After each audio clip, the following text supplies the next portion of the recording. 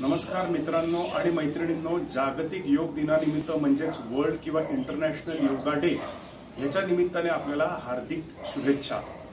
मी 1985-86 म्हणजे 9वी-10वी मध्ये असताना निंबाळकरांची आणि अयंगारांची पुस्तकं योगावर वाचली होती। नंतर 10वी नंतर स्वतः मी योगासनाचा 1 महिन्याचा देवपुळ्यांकडे पुण्यामध्ये आहेत ना गावात, तिथे कोर्स केला। मग त्राटक विद्येवरती थोडं वाचन करणं, ध्यानस्पर्शाने रोग निवारण, त्याच्यानंतर योग निद्रा अशी काही पुस्तकं वाचली, त्याचा थोडा अभ्यास सुरू केला काही लोकांच्या मार्गदर्शनाच्या खाली। मग 1995 साली ऋषी प्रभाकर यांचं सिद्ध समाधी योग, त्याच्यानंतर 1996 साली art of living Shri Shri Ravishankar यांचं, आणि मग 1997 साली अस्मिता सोनी यांच्याकडनं मी रेकी ग्रँडमास्टरशिपचं ट्रेनिंग घेतलं। असं हे अध्यात्म म्हणा, स्पिरिच्युअलिटी म्हणा किंवा योगाचा माझा संबंध आला। आज मी तुम्हाला मित्रांनो योगाचा संबंध सेक्स आणि सेक्शुअलिटीशी कसा आहे किंवा त्या गोष्टींसाठी उपयोग करून कसा घ्यायचा हे सांगणार आहे। पण त्याच्या आधी मग ही प्रार्थना म्हणतो नाही का, आपण प्रार्थनेने सुरुवात करू, मग मी बोलतो आणि मग प्रार्थनेने शेवट करूया। आधी वंदू श्री शिवशंकर योगी आद्य गुरु, योग शास्त्र हे लिहिले जयांनी, नमन तयांना करू। पतंजलीनी अष्टांगांचे दर्शन ते दिदले, स्वात्मारामे हठयोगाचे योगशास्त्र लिहिले, जय जय रघुवीर समर्थ। तर मित्रांनो, एका व्हिडिओमध्ये सायकलच्या मी सांगितलंच आहे की जनरल फिटनेस वाढला की सेक्शुअल फिटनेस वाढतो, आणि त्याच्यासाठी योगा तर एकदम उत्तमच आहे।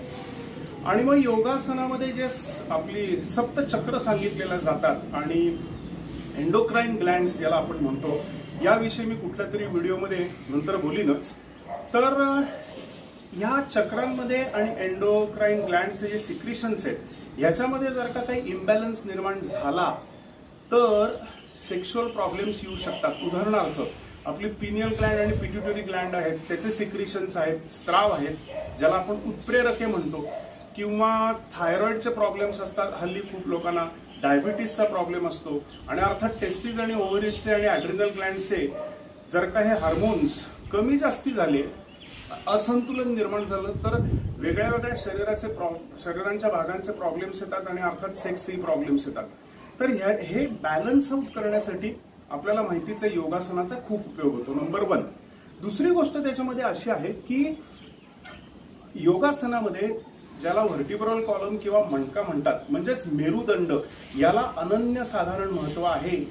याचं कारण असं की आपल्या मेंदूमधले जे लैंगिक केंद्र असतात तिथून आपले जे चेता संस्थेमधले चेतावाहक म्हणजे नर्व्स आहेत, तिथून ते सेक्स सिग्नल्स आपल्या मणक्यामध्ये असलेल्या मज्जारज्जू म्हणजे स्पायनल कॉर्डमध्ये येतात। मग त्याचा खालचा भाग जो एका आईस्क्रीमच्या कोनासारखा असतो त्याला कोनस मेडुलारिस असं म्हणतात, तिथून मग ते माकड हाडाच्या इथे आणि लंबर व्हर्टिब्राच्या इथे लंबोसेक्रल प्लेक्सस आणि कावडा इक्वायना म्हणून काही नर्व्स असतात, म्हणजे घोड्याच्या शेपटीसारखे, आणि जे नाभी चक्र आणि नाभीच्या खालचं जे स्वादिष्ठान चक्र आणि मूलाधार चक्र याला निगडीत, आणि मग तिथून एक प्युडेंडल नर्व नावाची एक नर्व असते आणि सेक्रल आउटफ्लो असं त्याला म्हटलं जातं, S1 S2 S3। या नर्व्स आपल्या माकडहाड, नितंब, त्याच्यानंतर शिवणीच्या आजूबाजूने मांडीच्या आतल्या बाजूने पुढे येतात, म्हणजे अशी लंगोटी आपण पुढे घेतो ना, लंगोटीची फ्लॅप तसं, आणि मग आपल्या गुप्त भागाला ते सगळा सप्लाय करत असतात।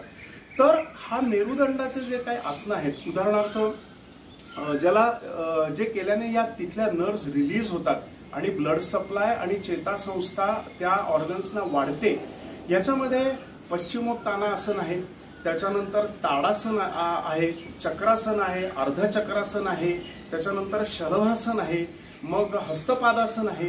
ही जी वेगळी वेगळी आसनं आहेत किंवा कमांड टाकणं, ह्याचा ओव्हरऑल सेक्शुअल नर्व्सच्या फिटनेस करता खूप मदत होत असते। त्याच्यानंतर मग असं आहे की प्रीमॅच्युअर इजॅक्युलेशन म्हणजे जेव्हा वीर्य पुरुषांमध्ये चटकन बाहेर येत असतं, शीघ्र वीर्यपतन, त्यावेळेला तिथले जे स्नायू आहेत जेनायटल्सचे इथले, ते जरा कमजोर झालेले असतात, ढिले झालेले असतात। त्याच्यानंतर बायकांमध्ये प्रेग्नन्सी आणि डिलिव्हरी नंतर तिथले स्नायू, तिथलं बल गेलेलं असतं, ते ढिल्ले झालेले असतात. एपिजिओटॉमी म्हणजे जे योनी मार्गाला डिलिव्हरी असिस्ट करायला कट दिला जातो, ती जेव्हा भरते, त्याचा जेव्हा व्रण किंवा स्कार होतो, तेव्हा योनी मार्गातले जे छानपैकी इलास्टिक लवचिक जे मसल फायबर्स असतात ते कमी होऊन कोलेजन फायबर्स स्कारचे वाढतात. अशा वेळेला आणि बेसिकली तिथले जे वेगळे वेगळे जेनायटल मसल्सचे काही जे प्रॉब्लेम्स आहेत, ओके, अशा उदाहरणार्थ रजोनिवृत्तीचा काळ म्हणजे मेनोपॉजच्या वेळेला, त्याच्यानंतर तिथे कमजोरी होत असते किंवा पुरुषांमध्ये अँड्रोपॉजच्या वेळेला कमजोरी होत असते. या सगळ्या याच्यामध्ये जे पेल्विक फ्लोअर मसल्स आहेत त्याचा जोर वाढवण्यासाठी, त्याला आम्ही प्युबोकॉक्सिजल मसल्स म्हणतो, लिव्हेटर ॲनी म्हणतो, हे सगळं जोर वाढवायला केगल्स एक्झरसाइज बरोबर जर का मूलबंध हा जर का केला, आणि मगाशी मी एंडोक्राईन ग्लँडसाठी जे म्हटलं आहे तर त्याचा जिव्हा बंद, जालंद बंद, उडियान बंद असे एक्झरसाइज केले, त्याच्यानंतर वज्रासन, मग एकपादांगुष्ठासन केलं, तर त्याचा ह्या आजारांसाठी खूप उपयोग होत असतो. मग पाईल्सचा ज्यांना त्रास आहे किंवा होमोसेक्शुअल्समध्ये आणि हेटेरोसेक्शुअल्समध्ये सुद्धा जेव्हा पिनोएनल सेक्स म्हणजे शिश्न आणि गुदद्वाराचा संबंध येत असताना पाईल्स, भगेंदर, फिस्टुला या सगळ्या गोष्टी जर का वाढत असल्या किंवा गोट्यांना सूज आली व्हेरिकोसिल्स मुळे किंवा ज्याला आपण म्हणतो एपिडायडोमा ऑर्कायटिस, हर्निया, हायड्रोसिल, त्याच्यानंतर शिश्नाच्या टोकाला सूज येणं, या सगळ्या ज्या गोष्टी आहेत, किंवा मगाशी मी म्हटलं तसं बायकांच्या केसमध्ये वया परत्वे, ओके, युरिनरी इनकॉन्टिनन्स होतो म्हणजे लघवी निघून जाते, किंवा योनी मार्ग जो असतो आणि गर्भाशयाची जी पिशवी असते ती खाली सरकते, त्याला प्रोलॅप्स युटरस किंवा प्रोसिडेन्शिया असं आम्ही म्हणतो, म्हणजे ते चक्क खाली येतं किंवा लघवीची पिशवी खाली येते.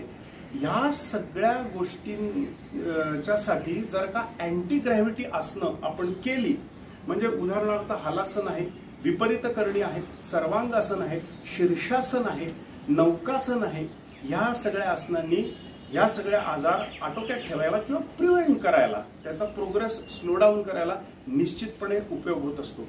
त्याच्यानंतर काही ज्या सेक्शुअल पोझिशन्स जर का एन्जॉय करायचे असतील, उदाहरणार्थ विमेन ऑन टॉप, तर अशा वेळेला अश्विनी मुद्रा आणि वज्रोली मुद्रा हे मी एका सायकलच्या व्हिडिओमध्ये सांगितलेलंच आहे.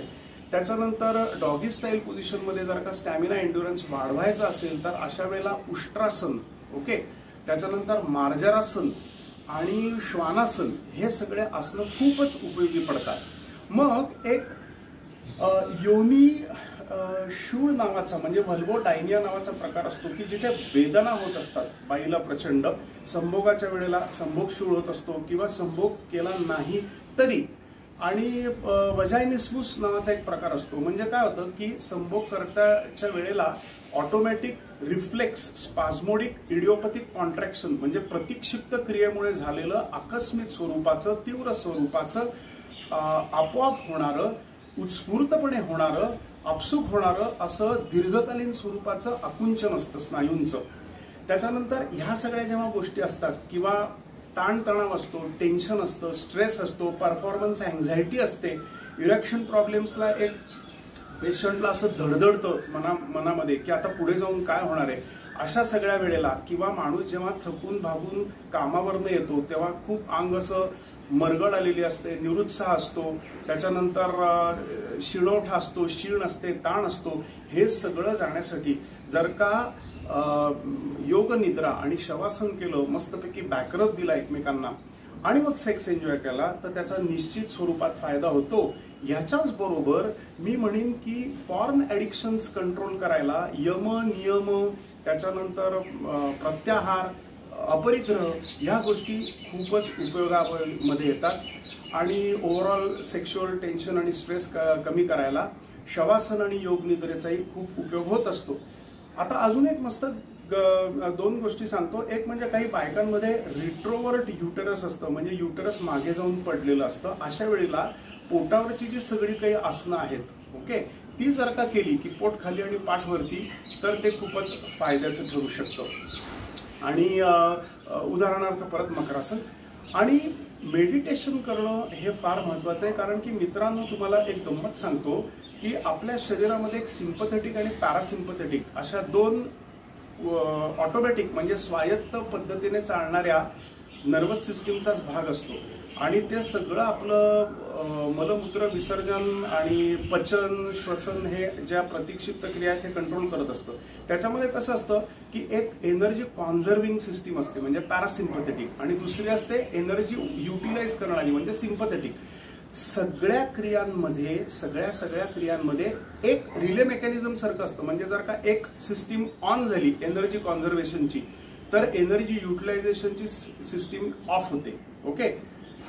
मेडिटेशनमध्ये आणि सेक्समध्ये या दोन्ही सिस्टीम बॅलन्स होत असतात. मेडिटेशनमध्ये पॅरासिम्पथेटिक सॅम्पथेटिक बॅलन्स होतात आणि it is only during sex which is a physiological function की टँडेममध्ये ओव्हरलॅप करत किंवा एकापाठोपाठ एक पॅरासिम्पथेटिक सिस्टीम आणि सिम्पथेटिक काम करत असते. कारण की पॅरासिम्पथेटिक सिस्टीममुळेच इरेक्शन होतं आणि अराउजल होतं आणि डिझायर होते आणि सिम्पथेटिक सिस्टीम मध्येच वीर्यपतन होणं आणि ऑर्गॅझम तृप्ती मिळणं हे होत असतं.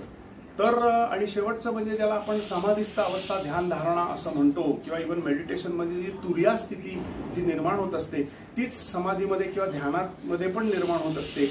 आणि म्हणून ऑर्गॅझमिक काही डिसऑर्डर्स असतील तर ह्या सगळ्या गोष्टी जर का केल्या तर त्याचा निश्चित स्वरूपातच फायदा होत असतो. असं हे किस्मत कनेक्शन आहे मित्रांनो.